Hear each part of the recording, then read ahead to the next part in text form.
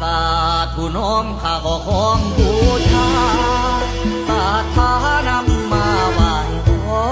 นมือ10 นิ้วมาย่อไว้ซ้อนลอนปัดหูปัดทีบพร้อมน้อมกราบสักการะพระปาติมานำหลวงพ่อเศรษฐีบารมีให้กวงเก้ากีสาผู้ใดมาพ่อโผพานนำพามีวาสนาเป็นผู้มั่งผู้มีเป็นเศรษฐีดังคำปรารถนาสมดังว่าจะมาว่าวอนเบาหวานท่านได้ช่วยท่านได้ช่วยดวงใจสมในมโนนึกระลึกถึงเป็นที่พึ่งยามท้อมาขอพระเจ้าใหญ่นี่นาดวงข้านี่แสนศรัทธา